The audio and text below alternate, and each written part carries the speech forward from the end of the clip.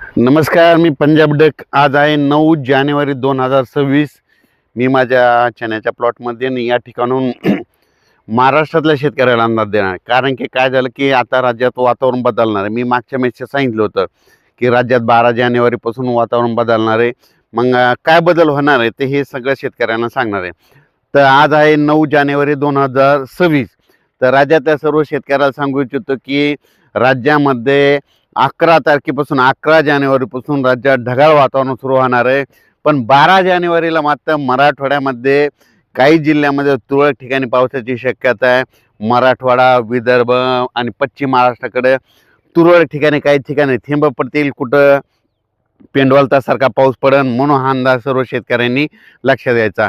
खास सांगायचं झालं तर नांदेड जिल्हा, त्याच्यानंतर यवतमाळ जिल्हा, त्याच्यानंतर लातूर जिल्हा, सोलापूर जिल्हा, सांगली जिल्हा, सातारा, कोल्हापूर, पुणे, अहिल्यानगर, बीड जिल्हा, परभणी जिल्हा, हिंगोली जिल्हा, वाशिम जिल्हा, ह्या जिल्ह्यामध्ये मात्र 12 तारखेला जिल्ह्याच्या काही काही भागामध्ये तुरळक ठिकाणी पाऊस पडलेला अशा घटना दिसतील. म्हणून हा अंदाज लक्षात म्हणते कोणी की या परभणी जिल्ह्यात या ठिकाणी पाऊस झाला असं 12-13 तारखेला शेतकरी म्हणते. म्हणून हे लक्षात घ्यायचं. सर्वदूर पडणार नाही, पण पाऊस मात्र विदर्भ, मराठवाडा आणि पश्चिम महाराष्ट्राकडं मात्र 12 तारखेला काही जिल्ह्यामध्ये म्हणजे 11, 12, 13, 14च्या दरम्यान येणार आहे. म्हणून हा अंदाज लक्षात घ्यायचा. आणि त्याच्यानंतर राज्यभर सांगायचं झालं तर उत्तर महाराष्ट्राकडे देखील तुरळक ठिकाणी थेंब येणार आहेत.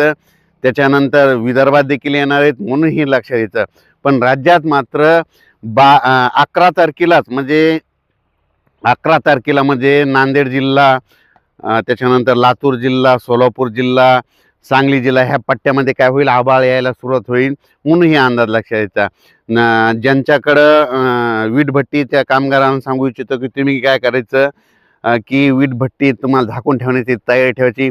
ऊसतोड कामगारांनी हे आज देखील अंदाज लक्षात घ्यायचा. विदर्भ, मराठवाडा, पश्चिम महाराष्ट्राचे शेतकरी असतील तर 12 तारखेला थोडं पावसाचं वातावरण आहे. म्हणून हा अंदाज त्या शेतकऱ्यांनी लक्षात द्यायचा. खूप काही मोठा पाऊस पडणार नाही, पण पाऊस मात्र येणार आहे, ही अंदाज सर्व शेतकऱ्यांनी लक्षात घ्यायचा. त्याच्यानंतर राज्यातल्या सर्व शेतकऱ्याला सांगू इच्छितो की बऱ्याच शेतकऱ्याचे असे फोन येतात की 2026ला दुष्काळ आहे का. पण शेतकऱ्याला सांगू इच्छितो की 2026ला 72 सारखा दुष्काळ वगैरे काही पडणार नाही. फक्त मी काय म्हटलो की 2026ला पहिलं म्हणजे 1 वर्षापासून सांगतो की 2026ला फक्त पाऊस कमी पडणार आहे. सरासरी इतका पाऊस पडणार, मात्र पिकाला लागेल तसा पाऊस पडणार आहे आणि परतीचा पाऊस मात्र जास्त पडेल. म्हणून हा अंदाज सर्व शेतकऱ्यांनी 2026चा शेतकऱ्यांनी लक्षात घ्यायचा. त्यानंतर कर्नाटकच्या मला तंबाखूच्या शेतकऱ्यांचे फोन आले की आम्ही तंबाखू काढावत का नाही. तर त्या कर्नाटक आणि तेलंगणाच्या तंबाखू शेतकऱ्यांना सांगू इच्छितो की तुम्ही काय करायचं, आता म्हणजे 11, 12, 13च्या दरम्यान तुमच्या कर्नाटक, तेलंगणामध्ये पाऊस पडणार आहे. म्हणून 2-3 दिवस तंबाखू काढण्याची काढू नका.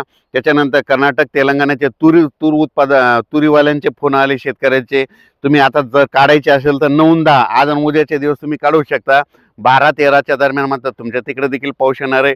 म्हणून हा अंदाज लक्षात घ्यायचा. त्याच्यानंतर नाशिक जिल्हा, त्याच्यानंतर सोलापूर जिल्ह्यातल्या, त्याच्यानं अहिल्यानगर जिल्ह्यातल्या कांदा शेतकऱ्यांचे फोन आले की आमची कांदा काढणी चालू आहे. तर काय करायचं, तर त्यांना मी म्हणतो की आज आणि उद्याचे दिवस काढा. मग आता 11 आणि 12 तारखेला कांदा काढलेला वाटल्यास झाकून ठेवा, नसता थोडा वेळ थांबवा, नसा 12-13 तारखेच्या नंतर करा. म्हणून हे लक्षात घ्यायचं. म्हणजे कारण की काय होईल, थोडाफार पाऊस येईल पण शेतकऱ्याचं नुकसान होईल. म्हणून हे तुम्हाला या मेसेजद्वारे सांगू इच्छितो. आणि राज्यातल्या सर्व शेतकऱ्याला सांगू इच्छितो की राज्यामध्ये आता म्हणजे ह्या 12 तारखेपासून राज्यामधील आता थंडीचा जोर थोडा कमी होईल. पण रात्री आणि त्याच्यानंतर काय होईल, ढगाळ वातावरण राहणार आहे. म्हणून वेलवर्गीयासाठी आनंदाची बातमी, ऊस जे लागवड करणाऱ्यासाठी आनंदाची बातमी.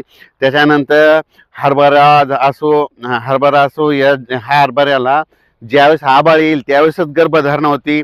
म्हणून हरभरा शेतकऱ्यासाठी देखील आनंदाची बातमी. फुलं देखील जास्त लागणार आहेत आभाळ आल्याच्या नंतर.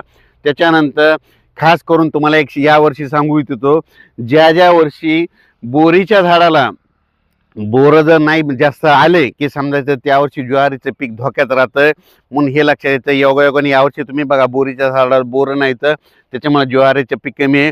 पण आता हे जे उद्याचं आभाळ येणार आहे त्याच्यामुळे ज्वारी जे जे शेतकरी त्यांच्यासाठी आनंदाची बातमी. ह्या 8-10 दिवसात आभाळ येईल आणि तुमच्या ज्वाऱ्याला चांगलं वातावरण भेटणार आहे. म्हणून सोलापूर जिल्ह्यातल्या शेतकऱ्यासाठी आनंदाची बातमी. राज्यात सांगायचं झालं तर पाऊस हे सर्वदूर नाही पडणार, फक्त आभाळ मात्र सगळं राज्यभर राहणार आहे. 11 तारखेलाच रात्रीच्या आभाळ दिसून येईल. सगळीकडे पाऊस काही पडणार नाही, त्याच्यामुळे काही चिंता करायची गरज नाही. जिल्ह्यामध्ये समजा 500 गाव असले तर 10-20 गावामध्ये फक्त पाऊस पडेल. म्हणून हा अंदाज सर्व शेतकऱ्यांनी लक्षात घ्यायचा.